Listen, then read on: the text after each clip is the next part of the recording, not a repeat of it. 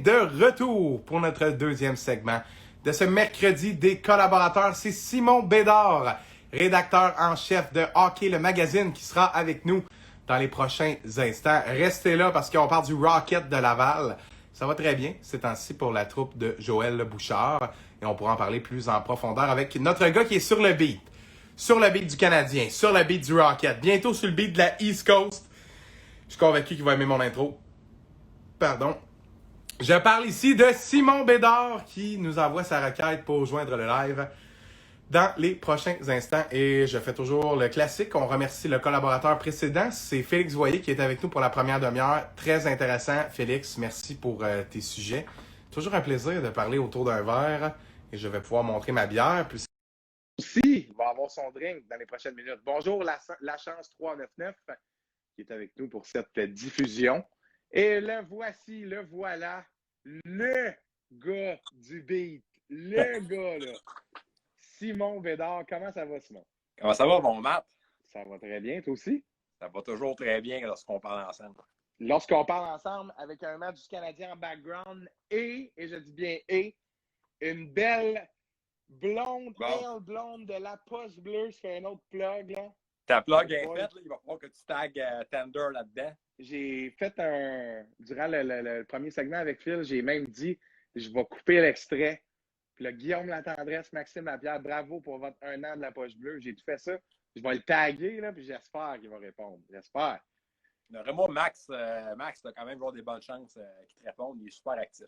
Ben, en tout cas, moi, je leur souhaite, c'est juste pour les féliciter pour leur première année. C'est cool qu'un podcast lancé par deux anciens joueurs dure 1 an, puis que les gars ont vraiment fait un branding formidable, rendu au 98.5, la cave, une inspiration pour la toi, bière. Ben, une inspiration, puis sais-tu quoi? C'est comme on a parlé en pré-entrevue, je pense pas que je construis mon podcast de la même manière, mais à force d'en entendre parler, puisque moi, je suis un auditeur aguerri du 98.5, aguerri, là, vraiment, j'écoute ça je me rappelle pendant à journée longue. Ton stage, là, pendant que tu étais plugué avec ton joueur de casse d'écoute, tu écoutais des entrevues, toi, là-dedans. Moi, j'aime ça. J'ai toujours aimé l'actualité. Tout ça pour dire que le 98.5 a un deal de promotion pour le podcast La Poche Bleue qui passe en rediffusion aussi la fin de semaine, le samedi à 14h, si je ne me trompe pas. Et puis, je trouve ça m'a inspiré. J'ai vu qu'un podcast était capable de se créer une place dans un marché qui est ultra concurrentiel, de signer un partnership avec une grosse station de Montréal. Là, on va me répondre, c'est des anciens joueurs, ils ont du cloud. Il y avait quelque chose pour le 98.5. J'en conviens, mais ça témoigne quand même que le podcast est quelque chose qui a un avenir. C'est quelque chose sur quoi on mise. Puis moi, si je me suis dit, garde, ici c'est hockey, ça peut devenir un contenu qui plaît à ceux qui l'écoutent et qui ne plaît pas à ceux qui ne le connaissent pas. On va toujours un très grand plaisir de parler ensemble, mon Matt. Bien, certainement. Puis on a du contenu intéressant pour les prochaines minutes parce que Simon, là, ça fait 2 fois que tu passes à l'émission, c'est ta 3e. Puis à chaque fois, on se dit qu'on va parler du Rocket. Mais à chaque fois, on place le Rocket à la fin de notre canevas. Puis là, comme on a de la jasette, ça paraît, là, ça fait déjà 3 minutes qu'il était là puis on n'a pas commencé. On a parlé de podcast. C'est ça. Comme on a toujours de la jasette, on déborde. Puis là, ça fait le Rocket. Il n'y a pas de trouble. Il n'y a pas de trouble, mais je voudrais quand même qu'on en parle parce que tu es probablement un des gars qui connaît le plus le Rocket. Puis, en plus de ça, cet après-midi, tu étais au téléphone et pas avec n'importe qui. Avec un gars avec qui ça va très bien avec le Rocket de Laval, Ryan Poehling. En fait, il y en a 2, là, mais un qui s'appelle Ryan Poehling. Ouais. Raconte-moi, c'est pour le magazine, qu'est-ce qu'il y avait de bon à dire Ryan Poehling? Oui, bien, à fond, l'équipe m'a donné Poehling en entrevue téléphonique, une vingtaine de minutes. Je parlais avec une vingtaine de minutes aujourd'hui.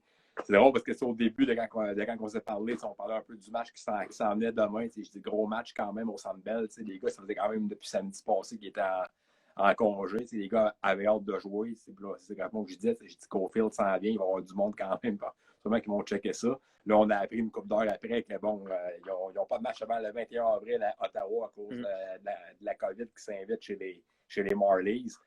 Ça scrape les plans un peu de l'équipe. Il n'y aura pas beaucoup de matchs d'ici la fin du mois d'avril. Un match, je pense, si ma mémoire est bonne. Là. Puis c'est parce qu'on a déplacé un match, hein, parce que sinon, il n'y en avait pas du tout. Exact. Parce que les autres, déjà, à la base, ils jouaient ces 2 matchs-là. Après ça, je pense qu'ils repartaient sur un autre semaine ou un autre 10 jours de congé. L'horaire est drôlement fait dans le sens que c'est pas évident. Là. Ça termine pratiquement en même temps que le Canadien ou une semaine après. Mais déjà, après 2 semaines d'activité en début de saison, là, quand ça a parti eux autres, il y avait déjà 8 matchs de jouer. Fait que 36 moins 8, ça donne 28. 28 ils ont en commencé 2 mois. Avant. Ils finissent en même temps, mais ils ont quasiment la moitié des matchs. Exact. C'est un drôle d'horaire. Là-dessus, en plus, ils sont partis à un moment donné 2 semaines dans l'Ouest canadien, la semaine, en tout cas, une couple de semaines, jouer leurs 8 matchs là-bas où ils ont eu 15 points sur 16. Fait que, c'est autant que des fois, ils partent puis ils ont bien des matchs, autant que des fois, ils ont des semaines où ils restent dans leur bulle puis ils font pas grand-chose à part qu'ils s'entraînent. C'est une drôle de saison, Matt, honnêtement, pour tous ces gars-là.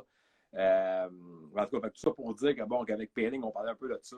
Puis non, ça a été le fun d'y parler. Je pense que c'est une belle histoire à faire là, parce que nous autres, avec le magazine, là, on a une question qui rentre dans le chat qu'on pourra prendre tantôt. Là. Mais ouais, c'est ça. Fait que, tu sais, ça, c'est une des très belles histoires qu'il fallait quand même que je fasse. Il y avait Michael McNevin que je connais bien qui m'a fait hésiter. L'équipe m'a dit Nibs aussi serait sûrement content parce que j'avais parlé avec lui déjà pour faire de quoi avec un shooting photo avant que la saison commence. Ça n'avait pas vraiment à donner pour personne. Mais Michael, on en parlera un peu tantôt, mais comme j'ai dit hier, il est père de famille, il sort avec une Montréalaise depuis plusieurs années. Il passe tous ses étés à Montréal. C'est comme un Montréalais d'adoption vraiment qui est adopté vraiment à l'organisation du Canadien puis la ville, là, vraiment comme si c'était chez lui.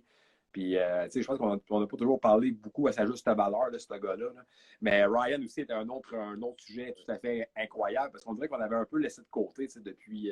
Sans dire qu'on l'avait tassé, il ne faisait plus partie non plus des discussions de tout le monde là, quand on parle du on s'entend-tu que son premier match et après ça, une passe en 25 games, ça a refroidi bien du monde? Oui, non, clairement. Puis je pense que même lui aussi, puis c'est vraiment ce qu'il m'a vraiment dit là, le plus dans ces 20 minutes-là, parce qu'on n'a pas parlé vraiment du Rocket tout le long. On a abordé plusieurs thèmes là, que vous pourrez lire dans la prochaine édition qui sort le 20 mai. On a parlé un peu de son enfance à Lakeville, de sa famille. Il y a 3 frères quand même. C'était 4 gars qui jouaient tout au hockey.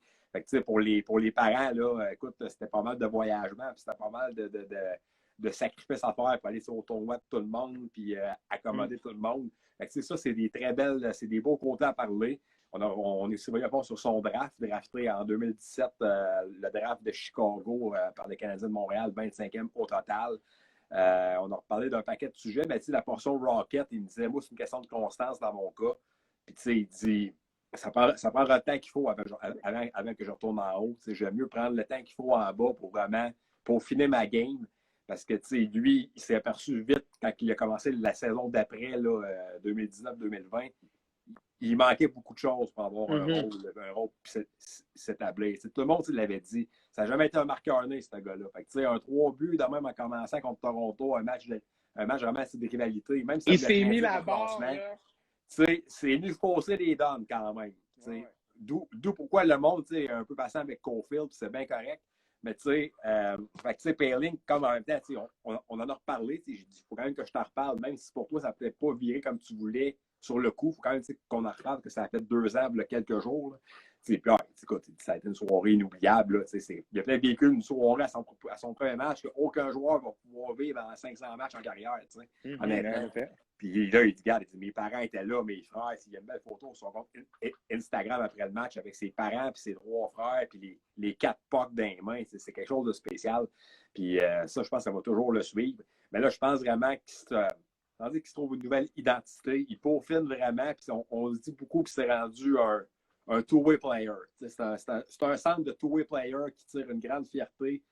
Autant à amener de l'attaque à l'occasion qu'à bien défendre dans sa zone puis tout ça. Puis ça, je pense qu'honnêtement, moi, je ne veux pas vraiment s'y m'avancer, mais éventuellement, selon les décisions qui vont suivre cet été à Montréal, un rôle de centre de 4e, 3e trio pourrait peut-être l'attendre plus tôt qu'on pense à Montréal. Mais quand j'en ai parlé, il m'a fait signe, il ne voulait pas y penser. Il m'a dit, à Laval, je suis très bien, l'équipe est le fun, une belle gang de gars, on gagne. Il dit, pour le reste, on verra ce que ça va donner. Puis écoute, je pense qu'il ne veut pas étant donné que Poehling commencera fort probablement au bas de l'échelle, je pense qu'il va aussi arriver dans un contexte où ça lui est favorable. Ouais. D'après moi, ce genre de joueur-là aussi veut avoir, lorsqu'il va avoir sa chance, veut que ça soit un bon moment pour qu'il puisse rester en haut. Je pense que quand tu commences à faire la navette, comme on parlait un peu avec Félix avant, c'est bien dur d'enlever une étiquette à un joueur.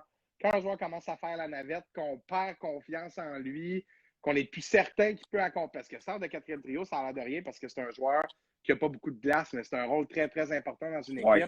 C'est un rôle de shutdown. Dans un club souvent... qui roule à 4 lignes, comme on a à Montréal actuellement, c'est à 3/4 du match, ça roule quand même à 4 lignes. C'est un rôle extrêmement. Le monde pense un quatrième trio, tu joues presque pas de la game, c'est pas ça. Là. Ça a beaucoup changé. Ça a beaucoup changé, exactement. Ça a beaucoup changé, en effet. À ça roule à 4 lignes. Écoute, je regarde le quatrième trio du Canadien à soir, c'est quand même pas gênant. Là, puis... écoute, quand c'est Eric Stahl, ton quatrième centre, si on avait dit ça il y a 10 ans, ça aurait été un manque de respect. La période que j'ai vu de Savane, ça reste quand même que le top 2 sur papier, je le trouve impressionnant pareil quand même. Puis il manque encore des gros morceaux. Mais ça, c'est un autre sujet, puis on en reparlera plus tard. Là. Ben oui, tout à fait. Puis par rapport à Ryan Poehling, je m'en allais te poser la question. Est-ce que ce gars-là se définit comme un two-way forward? Puis tu es allé tout seul, on s'en était pas parlé avant. Ça ne m'étonne pas que ce joueur-là, puis là, je vois Richer Cloutier qui écrit dans le chat. Regardez Pacioretty qui préférait jouer à HL jusqu'à temps d'être régulier à l'NH. Puis quand ce gars-là est monté, il n'est jamais redescendu. Là. C'est ça qui s'est passé. Puis je pense que les joueurs préfèrent être prêts, avoir la certitude que ton coach dans la te dise écoute, je vois pas ce que tu pourrais faire de mieux. Tu domines physiquement, en récupération de rondelles, tu gagnes tes batailles, tu es plus rapide. En haut, je pense que tu es rendu là parce que j'ai écouté Danny Dubé avant le match. Toujours Danny Dubé, fort probablement l'un des meilleurs analystes hockey qui collabore au magazine. Un très bon collègue à avoir. Un très bon collègue à Simon. Et Danny Dubé, comme j'ai dit, j'étais un adepte de radio, ben ça n'exclut pas le hockey. Danny Dubé qui disait tantôt, quand tu montes un joueur dans la Ligue nationale, le coach LNH n'a pas le temps de lui apprendre les détails. Il n'a pas le temps de lui dire là, ça, dans la Ligue nationale, ça se fait pas. Il faut que tu travailles ça, il faut que tu fasses ça. Comme coach dans LNH, tu veux que quand le kid monte, là, l'éthique de travail, là, il l'a compris, il a commencé à l'assimiler, puis tu n'as pas besoin d'y... Tu sais, c'est pas une garderie, la Ligue nationale. Là. Quand tu es en haut, tu sais ce que tu as à faire. Puis je pense pas... C'est pas que Caulfield ne le sait pas. C'est comme n'importe qui, il doit apprendre un peu. Et moi, je suis pas fervent de dire il doit vivre des choses dans la Ligue américaine pour aller dans la Ligue nationale.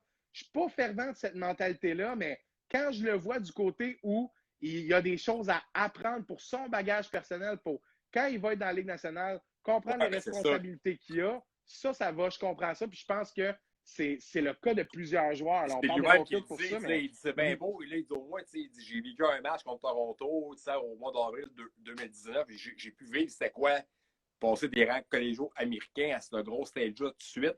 Mais j'ai aussi vu après ça qu'il me manquait des outils pour avoir un rôle à tous les soirs et à pouvoir avoir ma place à tous les soirs. Parce que en début de saison, il était sur le taxi squad du Canadien. Il a beaucoup appris d'un gars comme Corey Perry qui était là-dessus, de Michael Frolik, parce que ces gars-là ne jouaient pas en début de saison. Ben, Frolik ne joue pas encore, mais Perry du moins.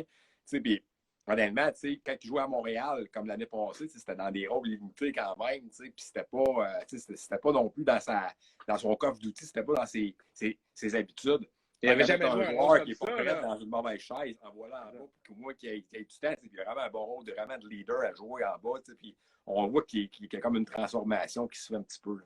Mais le joueur qu'on voit dans la Ligue américaine présentement, je pense qu'on peut faire un parallèle direct avec le joueur qui l'était à sa dernière année universitaire.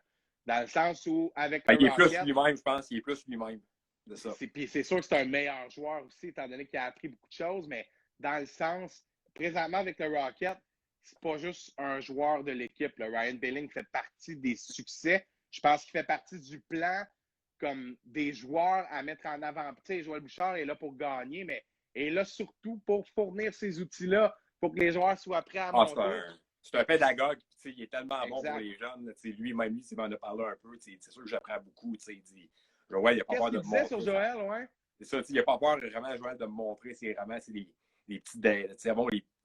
petits détails qu'on ne pense pas pour que ce soit mieux comme défense dans ma zone. Où est-ce que je place mon mon bâton pour couper les lignes de passe, puis tout ça. Puis c'est un allié que ce gars-là il a, mais que tous les joueurs du Rocket y ont aussi. C'est pour ça que je dis qu'honnêtement, les gars, on dit souvent dans le bas, c'est un bon groupe de joueurs, mais là, comme les nombreuses pratiques qu'ils vont avoir des prochaines semaines avant de jouer un match, ça va être du temps d'enseignement de qualité qu'il n'y aurait peut-être pas en haut parce que le Canadien joue tellement de matchs en plus. Les pratiques de pédagogue, un peu comme si je peux dire ainsi, ils n'ont plus presque. Non, c'est ça. En bas, non seulement c'est plus normal de faire ça en bas parce que c'est une ligue de développement, mais en plus, avec l'horaire, c'est plus allégé, ils ont plus de temps. Fait que, mec, ces gars-là arrivent au camp après ça, en septembre ou en octobre, en tout cas, avec le camp commence. Je pense qu'il va y avoir plusieurs jeunes qui vont avoir peut-être steppé up dans leur compréhension et dans leur game parce que cet apprentissage-là, c'est carrément important. Là, donc, tout à fait. Puis pour conclure sur le point de Ryan Poehling, je pense qu'on est un peu, je dirais pas, j'utilise un mauvais mot, là, mais tu vas comprendre ce que je veux dire. Je pense qu'on est un peu chanceux dans son cas que ça ait viré de même. C'est-à-dire, le 25 matchs, là, le 25 matchs en haut, une passe où il manquait clairement des outils dans son coffre à outils. Puis c'est rien contre lui, là. Il n'avait jamais joué un rôle de shutdown center avec des ailiers comme il n'y avait jamais eu. Eux autres ont déjà joué ce rôle-là depuis des années dans la Ligue nationale. L'adaptation des rangs universitaires pour ce genre de joueur-là, un two-way, ça ne se fait pas à un été, là, on s'entend. Ça prend un peu de glace au niveau professionnel. Mais est-ce que tu penses qu'on aurait brûlé le joueur à le garder en haut plus longtemps l'année dernière? Est-ce qu'on l'a sorti de sa situation difficile avec le Canadien juste au bon moment? Ouais, ben. Là, ça montre que tout est correct finalement. Là. Pas de peur à avoir pour Ryan Poehling, ça va prendre un peu plus de temps que prévu. Mais j'ai l'impression qu'il y a beaucoup de gens qui avaient lancé la serviette dans son cas. Est-ce que tu penses quoi de ça? Ben, on l'aurait peut-être dénaturé, peut-être plus que brûlé. OK. Ça vient un peu au même, mais à partir de la seconde que tu sors un joueur de sa vraie nature, c'est dur, honnêtement. C'est sûr. En plus, surtout à ces niveaux-là. Ses repères sont où? S'il ne joue pas comme il joue naturellement, ses repères sont où? Sont fixés par quelqu'un. Le coach fait mettre dehors, il a tout perdu. Puis je suis sûr, honnêtement, que oui. Puis je suis content vraiment cette année qu'il passe l'année en bas complète. Donc, ça, là, on va voir avec les séries commencent avec le taxi squad et tout ça. Mais tu sais, vraiment, derrière moi, le Rocket finit peut-être dans le bas du 17-18 mai. Je m'attends à ce qu'il soit là jusqu'au 17-18 mai. Puis après ça, ben, ils vont eu quand même une grosse année de bagage complète, vraiment. Puis l'année passée aussi, mais l'année passée, je pense que on sentait peut-être pas que ce déclic-là s'était encore fait. T'sais. Je pense que peut-être que le gars en a absorbé beaucoup l'année passée. T'sais, on se souviendra du match que j'ai parlé avec lui aussi tantôt. C'est une commotion cérébrale suivie dans le match pré-saison Kraft Hockeyville contre les Panthers. Ouais. En plein camp. T'sais, lui, il arrivait au camp là, après avoir vécu ce qu'il avait vécu, là, sans dire qu'il pensait que son poste était acquis. Là, c'est sûr qu'il était il était en grande confiance. Là, si tu subis une commotion cérébrale, il m'a dit ça a été un choc. Ça a été dur à accepter, c'est sûr et certain. C'est une commotion. Donc, il dit à partir de ce moment-là, c'est sûr que ma santé était l'affaire qui primait le plus.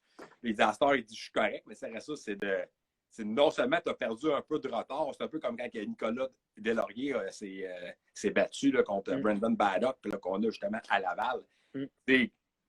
Quand tu perds un peu ta chance dans un camp même, là, les clubs et les coachs n'ont pas le temps d'attendre que tu reviennes. Là, ils arrangent leur ligne, ils patchent leur trou avec d'autres noms qui sont là.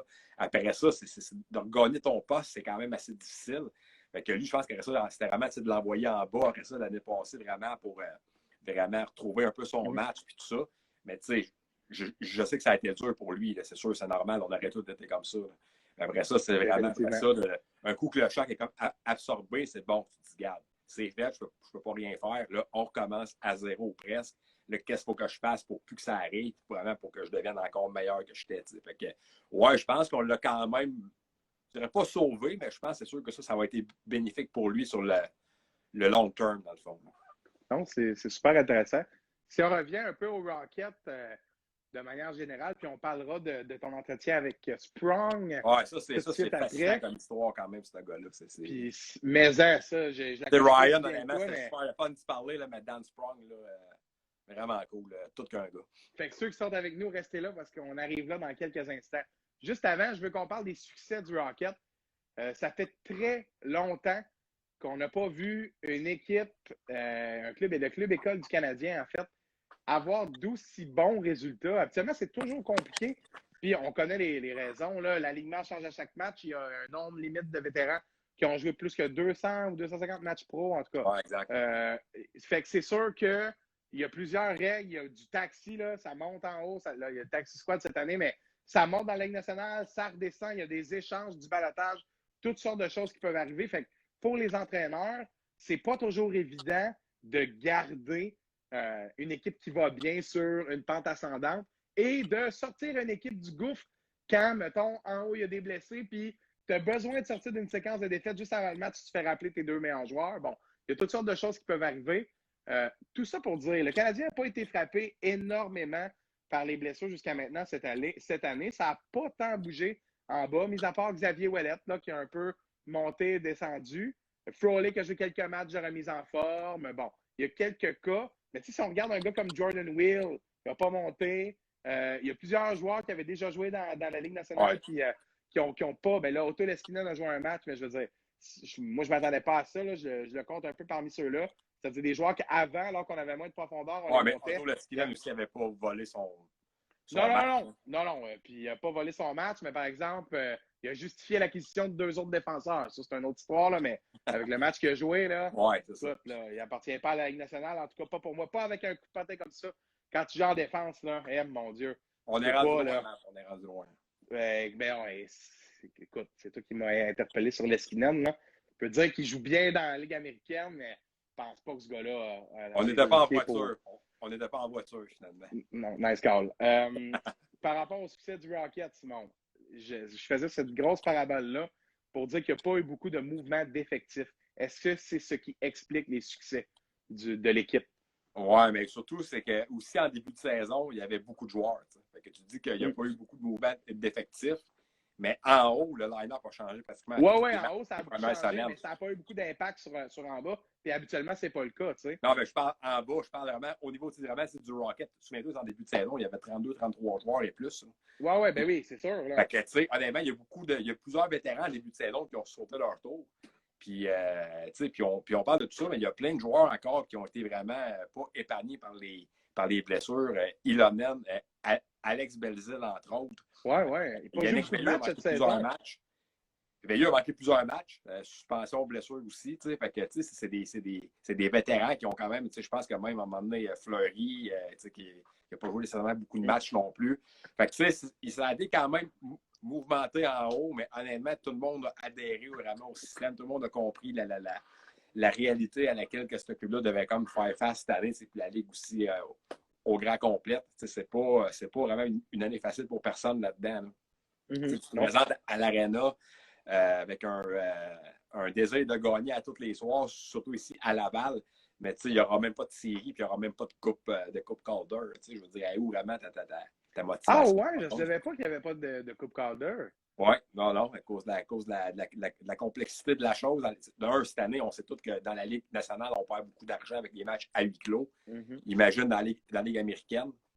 Le fait de jouer les matchs au Centre Bell, déjà dans les installations du Canadien qui ont déjà mis un peu d'argent, puis tout ça dans le protocole, là, les mesures sanitaires en place pour les joueurs, puis tout ça, t'épargnes un peu là, mais tu perds quand même beaucoup.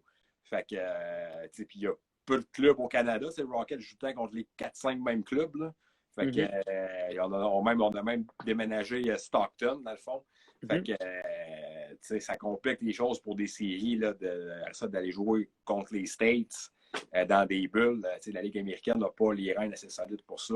On sait qu'il y a 2-3 clubs qui ont même passé out sur cette saison-là. Fait que, non, fait que, il n'y aura rien. À moins qu'ils changent d'idée, peut-être un petit championnat de division. Il y aura peut-être, exemple, un champion par division. Deux séries, mettons, Rocket premier contre l'équipe 4, puis 2-3, après ça, tu vas dans la petite finale. Il n'y aura pas de trophée là, en tant que tel. Ça serait pour jouer plus de matchs, tu sais, tout simplement. Chapeau à ce groupe de joueurs-là, puis chapeau à ce que l'organisation fait, parce qu'en avant, j'en ai vu du match, là, et puis, mes plans étaient d'être là demain soir aussi, puis j'arrange tout le temps mes horaires en fonction des matchs, de l'équipe et des matchs des Habs aussi. Là, puis le Rocket, j'essaie de ne pas en manquer beaucoup non plus, mais ce groupe-là travaille, puis c'est impressionnant à voir. Puis il y a bien des joueurs aussi qu'on n'attendait peut-être pas tant que ça, mais qui ont pris vraiment leur place vite. Harvey Pinard, Teasdale, c'est des belles histoires. Là, ces deux gars-là, tout à l'heure, on parlait de Michael McNevin avant de perdre contre Stockton dimanche dernier, dimanche dernier, ou l'autre dimanche d'avant, en tout cas, un des derniers matchs qu'on joue à Montréal. Michael n'avait pas perdu en temps régulier à ses 10 derniers départs, qui remontaient déjà à la saison 2018-2019. L'année passée, il a passé beaucoup de temps dans la East Coast League. Ça n'a pas été évident pour lui. Là. Il y a eu beaucoup de monde qui sont arrivés. Fait que, lui, avant, il a comme écopé. Puis, ça, je pense que ça a été dur pour lui. Mais il s'est vraiment retroussé les manches cette année. Il gagnait beaucoup de matchs. Primo était solide, des matchs Japon qui étaient là. Charlie Lindgren, je sais que c'est pas ton homme, mais il a quand même joué une coupe dans le game-là. Non, fait que, honnêtement, tout le monde adhère, tout le monde, honnêtement, travaille fort. Puis Joël Bouchard, écoute, on va vraiment y rendre hommage. Il y a ce don-là d'aller chercher le bon côté des joueurs. Puis autant qu'il peut être dur, autant qu'il est fair. Fait que je pense que ces gars-là, c'était pas toujours facile, mais en même temps, Joël n'a pas eu beaucoup de temps cette année d'y aller de peut-être de ces fameux speeches ou ces petites crises un peu plus légendaires. Écoute, il doit tellement avoir vraiment du fun avec cette gang-là. Les contre-performances depuis le début de l'année, là, on les compte vraiment le maximum sur les doigts d'une seule main. D'une demi-main. Ouais, honnêtement, ouais. Parce que peut-être le match contre Stockton, le dernier match qu'on jouait à Montréal, que c'était peut-être ordinaire. Là. Mais quand tu bats Stockton 6 games sur 7, quand tu vas chercher 15 points sur 16 sur la route, tu peux pas dire autrement que tout baigne dans l'huile. Mais là, si on revient dans la Ligue nationale, les Flames viennent de marquer en début de deuxième. Laisse-moi te dire qui vient de déjouer Jake Allen, c'est le capitaine. Les bonnes vieilles jambes de Mark Giordano. Ouais. Mais en tout cas, peut-être des vieilles jambes, mais encore des bons poignets. Et une bonne bille encore. Low pad à gauche, short side. Ça va prendre carry. Non, dans le cheese, ben raide, laisse faire. Un autre bin dans le cheese, de la bleue. 2 devs gauchers qui ont marqué à soir. Anifin et Giordano, 2 bons lanceurs alors qu'Allen avait la vue voilée. Ça va prendre carry, puis ça, regarde, on s'en reparle en fin de. Ça va prendre carry, ça va prendre un peu plus de grit contre des clubs comme ça, parce que les mecs ne sont pas capables de jouer contre des clubs de papier. Eux autres, honnêtement, ils n'ont pas une bonne fiche, mais ils sont fatigants. Là. Ils ont de la grit, là, les Flames. Là, avec c'est un club qui ne ferait pas que tu affrontes en série, ça je te le confirme. Non, je ne voudrais pas non plus pogner Tanev, Matthew Tkachuk, etc. Et surtout Mark Strom, qui est inscorable par le Canadien. Ils ne sont pas capables de scorer. Fait que, et plein d'autres équipes aussi d'ailleurs, mais on s'éloigne, Simon, on s'éloigne. On va terminer avec ça. Très intéressant ton analyse de ce qui se passe avec le Rocket présentement. Je ne sais pas, je t'ai vraiment parlé exactement de ce que tu l'entends. J'étais sous plein d'angles. Ah non, on a compris pourquoi ça fonctionne. Mais tu sais, honnêtement, c'est ça. Honnêtement, c'est que l'affaire qui sort de plus aux yeux, c'est que c'est une gang de joueurs qui se présentent à tous les matchs, qui travaillent. Puis même quand ils perdent, ils ont toujours été dans le coup quand même d'une certaine façon. Fait que ça, c'est ça que les partisans veulent. Ça fait aussi que chaque match sert à quelque chose. T'sais, quand tu ne mets pas de match aux poubelles, que tu gagnes, que tu perds, on l'a dit au début, c'était une ligue de développement. Tu perds un match, il y a eu quelques erreurs. Il y a souvent des bons trucs à retirer de ces matchs-là. Moi, je pense que Joël Bouchard, c'est un excellent coach de développement qui va être très utile dans la Ligue américaine pour le temps qu'il va être là. Mais on est le 14 avril aujourd'hui. Ouais. 14, 15, je fais un gros statement, là. Moi, d'après moi... on est le 13? Non, 14. On est le 13, en tout cas. Non, 14. 14 avril 2021, OK? Prédiction, là. Sur les ondes des CHOC en direct avec le rédacteur en chef de Hockey le Magazine. Pas des jokes, là. Moi, je te dis que si le Canadien de Montréal part en première ronde des séries, l'homme derrière le banc l'an prochain est Joël Bouchard. Après la saison qui vient de connaître en bas et ce que Dom Ducharme monte en haut jusqu'à maintenant, si le Canadien de Montréal veut être compétitif et être moderne, ils se doivent de récompenser leur coach en bas qui est en train de montrer que le coaching maintenant, c'est pas de faire un speech 1 minute avant de commencer la game, c'est tout. De l'entraînement à travailler les petits détails avec les joueurs, de l'adaptation du personnel, de comment ça va à la maison, de piller ton break avec ta blonde. Je comprends que les assistants coachs sont là pour ça, mais moi, j'ai l'impression que Joël Bouchard est en train d'apprendre ce que Dom Ducharme aurait donc aimé avoir l'opportunité d'apprendre, c'est-à-dire avoir une chambre qui fonctionne dans le pro où ce n'est pas la Ligue nationale. Il apprend des affaires, là, Joël Bouchard, là, c'est un coach exceptionnel dans le junior. Moi, je couvrais l'Armada, j'allais le voir au point de presse. Tu l'as dit, il est tough, mais il est fair. Quand ça allait pas bien, pétait des Ah, crises, c'est noir comme ou blanc. il vient le Ça, faire. Payling aussi, c'est me l'a dit tantôt. Mais c'est noir ça ou blanc. marche, tu sais. Il n'y a pas de gris. Plus, là. Tu travailles pas, il te le dit. Tu travailles bien, il te le dit aussi. Tu le mérites, il te le dit. Tu ne mérites pas, il te le dit pas. Je pense que le fait de modifier un peu ses techniques avec des pros le temps qu'il est à Laval, c'est en train de rendre le coach mûr. Puis Dom Duchamp, c'est un excellent coach. Je ne mets pas en doute qu'il ne connaît pas le hockey. Pas ça du tout. J'ai l'impression que dans gagner sa chambre, ça s'est fait vite, là. Entre coach des voltigeurs de Drummondville, puis coach en chef, il faut que tu parles à Weber puis Price après t'être fait rincer là, l'autre soir. Là. C'est pas Price dans le net, là, mais c'est pas grave. Là. Je pense qu'il y a ce gap-là, puis je termine là-dessus parce que je trouvais ça important de faire cette parenthèse-là après qu'on ait expliqué, après que tu nous aies parlé d'à quel point, pourquoi ça va bien avec le Rocket. Ouais. Je pense que autant l'effectif, le groupe de joueurs... On pourrait le perdre, sinon. Écoute, on pourrait le perdre à un moment donné, parce que ce gars-là, on ne sera pas 10 ans dans la Ligue américaine.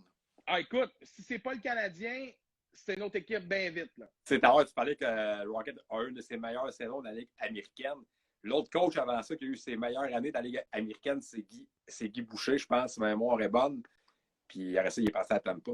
Puis écoute, regarde Tampa Bay. Guy Boucher coachait à Syracuse. Ils l'ont monté. John Cooper coachait où déjà avant?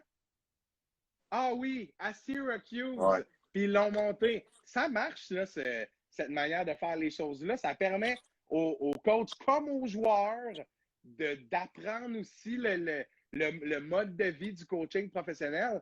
Puis encore là, je ne suis pas en train de dire que le gars n'a pas les compétences. C'est pas du tout ça. C'est qu'on voit la différence entre les deux parcours.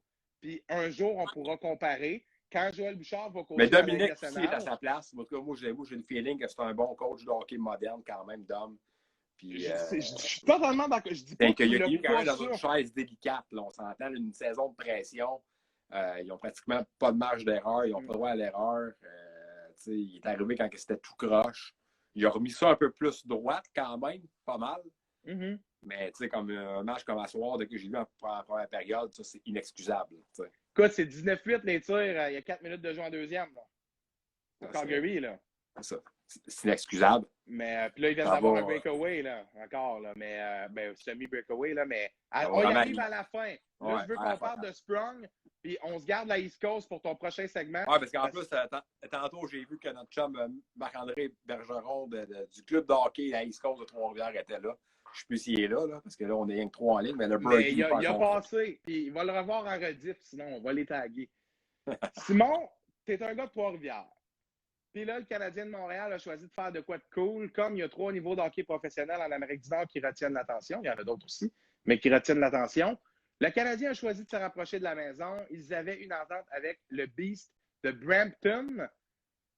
Et là, il ne tenait plus depuis un an ou deux. Là, il ne tenait plus depuis un an ou deux. On devait prêter les joueurs dans la East Coast. À Daniel Brière, entre autres. Daniel Brière, j'ai déjà fait de quoi qui est super impliqué dans la Ligue de la Côte-Est avec les Mariners du Maine. Plusieurs, Joël et Daniel sont super proches. Plusieurs joueurs du Rocket qui étaient entre autres prêtés là-bas. Là. Puis ça complexifie un peu les choses parce que lorsque le joueur ne peut pas aider l'équipe dans la Ligue américaine et qu'on veut qu'il poursuive son développement, mais on se retrouve un peu comme au soccer. On doit trouver une organisation à qui on peut le prêter, qui va bien vouloir en prendre soin, mais il ne faut pas oublier que l'organisation, le développement du joueur, elle ne l'a pas à cœur, puisqu'à la fin de la journée, le joueur ne lui appartient pas. Bon. Ouais. Là, le Canadien voulait régler ce problème-là et avoir le triple bassin. Là. Ligue nationale, Ligue américaine, Ligue de la Côte-Est, pas trop loin. Et on a choisi Trois-Rivières. L'équipe n'a pas encore de nom, mais là, ça s'en vient là, pour tout ce qui est il y a plusieurs choses qui vont s'en venir en même temps pour l'équipe de la East Coast de Trois-Rivières. On va l'appeler comme ça. Peux-tu nous donner plus de détails sur ce projet-là? Je pense que tu as travaillé là-dessus, hein? Travailler là-dessus, écoute, j'ai commencé un dossier de fond là, que je vais peut-être mettre en ligne dans le magazine en juillet, lorsqu'on va être un peu plus proche un peu de ça. Parce que comme je t'ai compris, faire un feature de magazine avec même pas de logo puis même pas de photos, parce que je ne pouvais pas publier les photos de l'amphithéâtre de Trois-Rivières, du Colisée de Trois-Rivières encore. C'est un peu plus ordinaire, disons. Fait que j'ai comme ça de côté, mais Mark Waitman, qui est une incroyable tête, non seulement de sport, mais divertissement sportif aussi.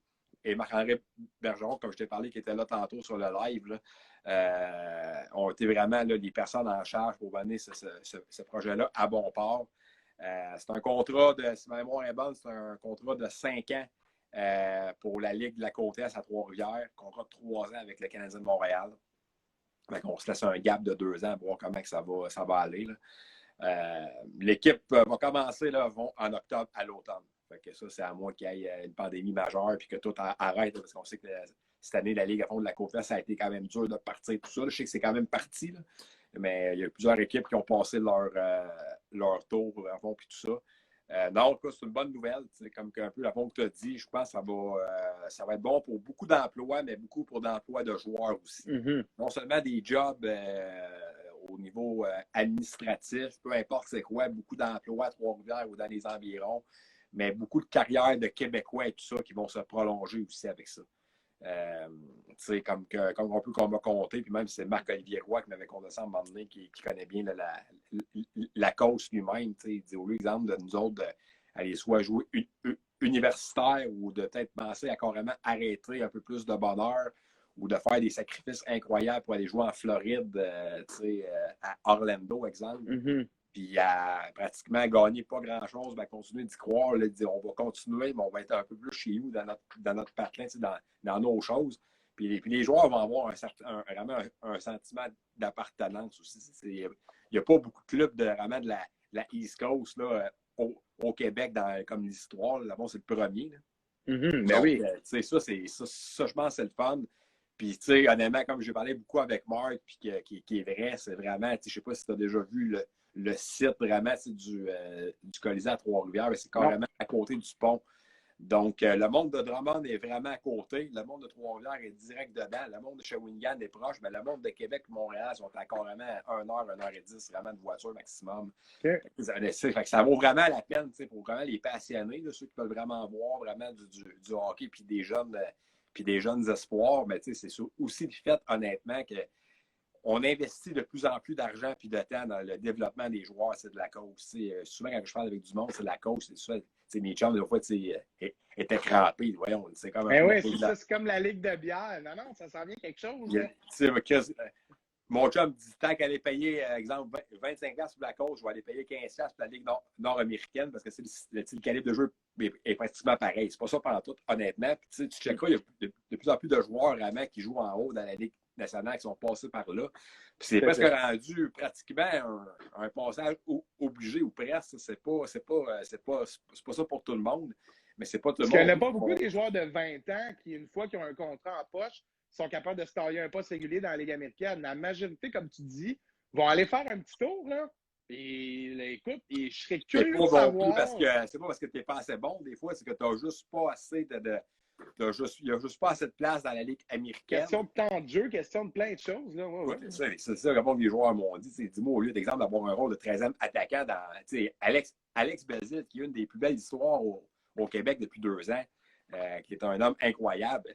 Alex Belzile qui est rendu non seulement vraiment une des têtes d'affiche du Rocket, qui a aussi joué pour le Canadien de Montréal, commencé à fond dans la bulle à Toronto au mois d'août dernier. À 29 ans. Incroyable. Oui, mais il a été un joueur vraiment assidu dans la cause. C'est avant lui-même qui me l'avait dit. Moi, il dit, au lieu d'aller jouer un 13e attaquant dans la Ligue américaine, il dit, je vais aller en bas faire beaucoup de points. Puis Yannick Veilleux, qui est la plus belle histoire du Rocket presque cette année, il me l'avait compté. Moi, il dit, à un moment donné, Yannick se cherchait, puis ça allait moins bien. Il se battait beaucoup, puis même avec les Ice Caps de St. John's, puis avec les autres équipes qui est passées, il cherchait son rôle, il ne savait plus trop quoi faire, puis ça ne marchait pas beaucoup. Il dit, j'ai refusé 2-3 contrats de la Ligue américaine avant d'accepter de retourner à Laval l'année passée pour aller jouer avec un club Lacoste à Kalamazoo, en tout cas, un nom de même. Ouais. Écoute, il a passé peut-être 2 mois là, il a rempli la feuille de pointage, là, big time. Là. Après ça, Joël Bouchard l'a remarqué, l'a appelé, il veut venir un peu essayer de nous aider pour finir l'année, puis tout ça, puis regarde, Yannick est rendu établi. Il y a même du monde qui le voit peut-être s'il y a un contrat. Il y a un A. Oui, c'est ça, il y a un A, puis il y a beaucoup de monde qui le voit peut-être s'il y a un contrat vraiment de la Ligue américaine, du volet LNH aussi bientôt, parce que, tu sais, je ne suis pas sûr que son chien est mort encore. Là. C'est un joueur vraiment qui peut avoir une certaine utilité quand même pour des clubs. Fait que, tu sais, il y a plein de Tu belles ne pouvais histoires. pas nommer deux meilleurs exemples, Simon, pour appuyer comment c'est une bonne idée d'avoir une équipe de la East Coast. On s'entend, là? Ouais, Tu viens de dire deux si gars on va plus pile, loin. des Québécois qui ont presque 30 ans, qui ont roulé leur boss dans le hockey pro. Aujourd'hui, sont dans la Ligue américaine établie. Ils ont passé par là. Puis écoute, ça montre que, comme tu l'as dit, oui, ça peut être un passage oublié dans certaines carrières, mais le calibre, il est bon. Ce pas des joueurs qui ont abandonné qui sont là. C'est un peu ça le message. Là. Exactement. Puis c'est vraiment, on touche peut-être plus le côté un peu marketing puis expérience client. C'est sûr qu'ils vont voir vraiment c'est le Rocket à Place Belle. J'ai dit tout à l'heure qu'il y avait du Mark Whiteman là-dedans. Il faut s'attendre à avoir beaucoup, un peu de similitude des soirées à la Place Belle du côté de Trois-Rivières. Parce que c'est sûr. La recette qu'on a amenée à Laval était la bonne. T'sais. Honnêtement, c'est au-delà du hockey. C'est vraiment le show de DJ entre la 2 et la 3. C'est les nombreux les matchs des thématiques. Oui, c'est les nombreuses thématiques. C'est que ça passe des rabais étudiants le mercredi soir à la journée famille le dimanche, au spectacle de DJ. C'est ça la Ligue américaine, hein? C'est de l'opportunisme au terme de là, on dirait qu'on l'a oublié parce que le Rocket n'a pas joué à Place Belle depuis plus qu'un an. Puis là, il joue au Centre Bell à huis clos. Là. Mais tu sais, je veux dire, une soirée vraiment à la Place Belle. Là. Écoute, à la fin, là, il y avait quand même là, presque tout le temps entre 8 000 et 10 000 personnes vraiment qui allaient voir ça. Là, fait que c'est intéressant. C'est ça vraiment au-delà du fait que tu n'es comme pas au Centre Bell là, dans la zone Mont-Sonex parce que tu sais. Tu as quand même payé quand même plus cher pour ton billet, mais que tu vois un peu moins bien l'action puis tout ça. Fait que je pense qu'ils vont beaucoup de ça. Puis c'est aussi beaucoup, je pense, d'attirer l'attention du monde, non seulement à Trois-Rivières, mais aussi au Québec en général, en commençant. La première année, ça va être vraiment le facteur nouveauté. Mm-hmm. Après ça, à fond, c'est un contrat c'est un contrat à fond de 3 ans. Fait que s'il reste un autre 2 ans à attirer autant de monde le mercredi soir en pleine tempête de neige que lors du match d'ouverture en octobre. Fait qu'il va vraiment falloir que l'équipe se diversifie, je pense, de ce côté-là. Mais Mark Whiteman en a vu beaucoup. Là, il en a fait beaucoup vraiment de choses. Puis je suis sûr que déjà, là, leur planche à dessin est pleine. Donc, non, je pense que ça va être la fun de voir ça. Puis c'est sûr que le Canadien qui embarque là-dedans, ben, pour l'image de marque, oui, c'est bon. Mais pour les joueurs aussi, je pense que c'est bon aussi. Là. Tout à fait. C'est gagnant, gagnant, gagnant. Puis en terminant, quand Trois-Rivières avait perdu son équipe dans la Ligue nord-américaine, moi, je suis membre de certains groupes là, sur Facebook de visibilité LNAH, puis en tout cas, différents groupes de le fan de hockey senior en moi au Saguenay. Puis ça a fait que j'étais encore dans ces groupes-là. Fait que je suis un peu ce qui se passe. Puis je me rappelle quand Trois-Rivières a perdu son équipe, ça avait vraiment fait mal. Là. C'était vraiment une équipe qui, en termes au niveau social, là, à Trois-Rivières, l'équipe était connue. Un peu comme à Sorel, un peu comme à Jonquière. Ça fait on avait partie des meubles. 2003-2004. Puis écoute, il y a eu plusieurs joueurs qui ont passé par ce club-là. Puis quand la dernière version est revenue, c'était les Draveurs, là, la dernière version dans la LNAH. 2-1, je pense. Oh yes, nice, ouais, nice. Je te crois pas que c'est Kulak qui est en breakaway. C'est pas vrai, ça. J'ai vu un 7, là, c'est sûr que c'est un autre gars. Anderson, ouais. Ben, je te crois pas, c'était cool, là. Quelqu'un va m'expliquer. Contre son ancien club, c'est excellent, contre son ancien club. Puis là, je vois un Sutter qui enlève son masque, il est pas content. Juste voir comment ça, il était là. Il est en arrière du net au moment où on se parle, de son net, et à Mané, il part comme une fusée, le Brett Kulak. Il part, puis écoute, personne pour le rattraper. What a goal, sérieux. Il sent-tu son passe en danger avec Merrill puis Gustafsson? Ben, je vais être honnête avec toi. Je suis en arrière du banc, puis je fais Brett, c'est pas parce que tu scores que tu vas rester dans le line-up. C'est parce que tu fais pas de turnover. C'est ça qui va faire que tu joues, en tout cas. Mais bravo. On va prendre ce but-là. Puis très intéressant par rapport à l'équipe de Trois-Rivières. Pour terminer sur mon point, je me rappelle que ça avait fait de quoi que l'équipe soit partie. Puis c'est cool qu'il y ait le retour enfin un hockey qui va s'établir. J'ai vécu quand même 17 ans là-bas, puis j'ai encore toute ma gang qui est là. Puis Trois-Rivières, je suis pas sûr que c'est une ville de sport en tant que telle. Fait que tantôt, quand je parlais d'aller saisir, d'aller vraiment piquer la curiosité du monde, ça va être important. Parce que peut-être qu'au Mais en début. même temps, l'équipe, la Ville n'a jamais eu d'équipe professionnelle. Il y a des équipes semi-pro, il y a les Aigles. Mais je veux dire, c'est la première fois qu'il va y avoir une équipe professionnelle où on va vraiment. Je veux pas y aller de jugement, mais je Non. pense pas que les gens de Trois-Rivières ont tous déjà vu un match du Rocket. S'imagine à quel point le rendu d'un match de hockey pro, c'est un autre niveau. C'est pas les Cataractes de Shawinigan, ça n'a rien enlevé à la Ligue de hockey junior majeur du Québec. Le pro, c'est d'autres choses. C'est un autre Ouais, mais type c'est pour ça d'argent. que le facteur nouveauté, le facteur faire découvrir c'est quoi la Ligue de la Côte-Est va être important. C'est là que des médias comme nous autres qui couvrent le hockey at large, qui fait beaucoup de features, de belles choses, on rentre en ligne de compte. Parce que moi, j'y crois à ça. Mais qu'avant que je refasse mes lives, éventuellement, je vais recevoir du monde de la coast là-dessus des fois.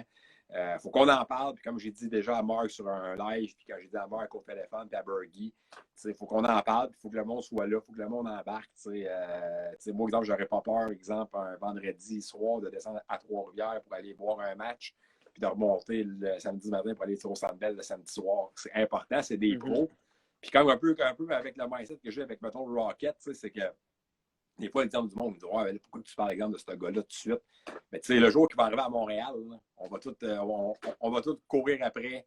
Puis on va tout courir après pour comme y parler. Fait que pourquoi pas y parler avant quand il est comme Ryan, il m'a appelé, c'était super facile. Le jour qu'il va monter à Montréal, ça va être plus dur là, de l'avoir. Fait que aussi bien qu'on en parle tout de suite parce que ces gars-là ne méritent autant que les autres. Là. Puis là, Samuel Racine, salut Simon, yes, ce serait nice encore une fois. Ouais, donc c'est souvent pas pour mes lives. Je vais sûrement recommencer en juin, mais ça, je ne veux pas te voler ton show. Là. Ben non, ouais, on a le droit, écoute. On n'est pas des compétiteurs. Là, tu viendras-tu, Mathieu. Tu viendras-tu. Yes, sir, Miller. Bon, ben, ça conclut pour ce sujet de la East Coast. Très intéressant. Ça va être à suivre. Puis certainement qu'on va en reparler lorsqu'on aura un nom, lorsqu'on aura un peu plus de... Ça l'ouvre cet été, l'amphithéâtre. Je n'ai pas encore eu la chance d'aller vraiment la voir. Je fais rien que passer en avant sur l'autoroute 40 parce que je vais à Trois-Rivières. Mais Marc voulait que je vienne faire un tour, une visite là, pour un petit shooting pour le magazine. J'ai hâte d'avoir ça. Mais ça va être flambant neuf. Comme je l'ai dit tantôt, la Place Belle est un centre Bell à échelle réduite. Bien, pour que le monde s'attende, le Colisée de Trois-Rivières 2.0 va être une Place Belle à échelle réduite. Fait qu'on s'en va tout le temps comme ça. Il y a de quoi là, certainement. Là, il faut qu'on fasse des choix. Fait que le sujet de Daniel Sprong, je veux que tu nous en parles la prochaine fois. Bon, pas de trouble. Là, on a parlé de la East Coast, puis je veux qu'on termine sur le Canadien, puisque là, probablement, la deuxième est en cours. Puis on a un peu débordé là-dessus tout au long du podcast parce qu'on ne pouvait plus. C'est sûr qu'on va en parler de ce club-là. C'est le moment tant attendu. Il y a 4 personnes avec nous sur le live. Puis là, tous les gens à la diffusion, vous avez sûrement avancé jusque-là. Mais en tout cas, moi, j'ai fait un statut. J'ai mes lunettes. J'ai mes lunettes roses. Tu as tes lunettes roses, mais c'est correct. Là. Écoute, il n'y a pas de coups qui vont s'échanger ce soir. J'ai fait un statut après la défaite du Canadien de samedi. Défaite difficile. Là. Très difficile. Ouais. Et puis moi, j'ai vu une équipe qui était pas capable de rembarquer la chaîne lorsqu'elle débarquait. Puis j'ai fait « ouch, c'est pas le genre de performance que tu veux voir à 15 matchs de la fin de l'année. » Non. Puis j'ai surtout fait « ouch, Brendan Gallagher, c'est tellement un joueur game changer. Tu l'aimes, que tu l'aimes pas, tu trouves que son prochain contrat est pas bon. Ce gars-là est ce qu'on appelle un momentum changer. Il n'y en a pas des dizaines des joueurs de même dans la Ligue nationale. Il y en a peut-être un par équipe qui sont capables, quand ils sont sur la glace, par ce qu'ils disent, par les coups de hockey qu'ils donnent, par le 2 qui va faire pogner un gars, capable de redonner un peu de guts à son équipe. Je parlais avec Félix en première partie du fait qu'il n'y a pas de partisans. C'est sûr qu'il y a ça qui ne redonne pas la flamme des fois aux joueurs. Mais de perdre Gallagher en plus, c'est sûr que ça fait mal. Carey Price a recommencé à patiner, mais est toujours pas là. Moi, mon statut, ça disait, là, il faut qu'on mette la pancarte à vendre. Ça, c'est incroyable. Sans Price et Gallagher, on n'y arrivera pas. Là, avant que tu me lances des tomates, je me justifie, là, d'abord. Je pense que la pancarte à vendre, c'est un bien grand mot. C'est pour témoigner qu'on est à l'écoute. Moi, ce que je voulais dire ici, c'est... je pense mon chum Joe aussi avait quand même trouvé ça très drôle. Mon chum Joe a trouvé ça drôle, puis je suis convaincu qu'ils ont tous trouvé ça drôle, eux autres. Mais moi, je suis un gars coloré. Je suis un gars qui parle avec ses émotions, mais je m'assume. Là. On est 4 jours après, puis je te cite exactement ce que j'ai écrit. J'ai pas de problème avec ça, puis je ne déliterai pas mes statuts. C'est bien correct, écoute. Puis moi, je maintiens encore ma position dans le sens où je pense que le Canadien a essayé de nous faire croire et de se faire croire depuis le début de la saison que l'équipe est rendue à gagner une Coupe Stanley. Un, parce que le gars en poste en haut qui prend les décisions, s'il ne gagne pas, il risque de perdre sa job. Puis deux, parce qu'à l'âge où sont rendus Price, Weber et plein d'autres vétérans, ben, si la fenêtre n'est pas là, elle jamais. Ça va. Avec les performances qu'on a vues cette année, suite au début de saison, là, on enlève là, la stretch du début de l'année. Puis ça, je cite Danny Dubé. Le Canadien, c'est une équipe qui joue 500. C'est vrai. Après le changement de coach, le Canadien, c'est un club qui joue 500. Je viens à me poser la question. À 15 matchs de la fin de l'année, quand tu as un club comme Toronto qui joue 28-10-4, est-ce que dans une série de 7 matchs, est-ce que tu donnes un premier choix comme a fait Washington, comme a fait Toronto, pour t'essayer ou ah non, pas cette année. En même temps, si tu y crois pas, à quoi ça sert d'être là? Ça, je comprends ce point-là.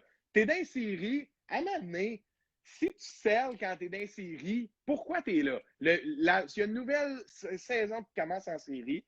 Ça, c'est indéniable. N'importe qui peut battre n'importe qui. Même s'il y a des odds, tout reste possible. Ouais. Voici la justification. Moi, je pense que c'était ça, là, je commence pas. Là. La voici, elle est faite. Je pense que le Canadien a un bon début de saison qui sauve sa fiche live, a une bonne équipe, pas de trouble, mais n'a pas la meilleure équipe pour se rendre où il l'espère et pas à une transaction, à un joueur repêché, à mon humble avis. Donc, je ne suis pas d'échanger tout le club.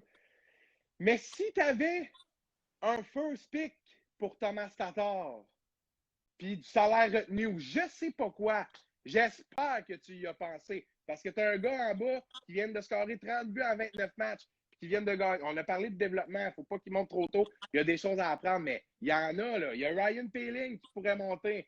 Il y a Jordan Will qui pourrait monter. Ça va peut-être pas bien, mais il y a des matchs dans la Ligue nationale. Will. Voyons donc. Écoute, il y a Raphaël Harvey-Pinard qui pourrait monter. Il y a Michael Frolik qui peut jouer. Il y a là, OK, Frolik n'a pas été très convaincant dans ce qu'on a vu, mais... Quel message t'envoies si tu fais ça? C'est ça. J'en viens un peu à mon point que j'ai dit tantôt. Si tu n'y crois pas, ça sert à quoi d'être là? Je suis d'accord avec toi. Mais en même temps, ça sert à quoi de surévaluer ton club dans l'opinion publique pour que tout le monde soit déçu? Je te lance la balle rendue là. Ouais, fait que toi, bon, tu me dis que pour toi, c'est sûr et certain qu'ils ne passent pas les Leafs de Toronto en première ronde. Oui. Je te le dis, s'ils les battent, j'assume à 100%. Pour moi, dans une série de 7 matchs. Je ne sais pas si à part Jean-Charles Lajoie puis moi au Québec, puis Jérémy Rainville, il y en a d'autres. Là. Mais en tout cas, on peut passer au moins avoir les 3 seuls qui pensent que oui. Ah non, mais c'est bon là qu'il y a des gens qui pensent que oui, puis qu'il y a des gars sur le B. Puis tout le monde a son opinion, puis c'est correct. Puis je voudrais penser ça. Mais moi, j'ai l'impression, encore une fois, qu'on se fait vendre que le club a un niveau auquel il n'est pas. Tyler Toffoli, c'est pas un gars d'un point par game. Il a une bonne année, mais c'est pas une superstar. C'est pas un first liner. C'est pas censé être ton premier marqueur. Pas si tu veux gagner. Si tu veux jouer, faire les séries, ouais, OK. Si tu veux gagner la Coupe Stanley, il a déjà gagné, OK. Il a été bon avec les Canucks l'an dernier. Il était bon en série avec les Canucks aussi l'an dernier. Ouais. Non, c'est sûr que c'est pas Austin Matthews. C'est sûr. Mais j'essaie de comprendre l'illusion. Tu comprends ce que je veux dire? Le Canadien a une bonne équipe. Le Canadien peut battre les Leafs.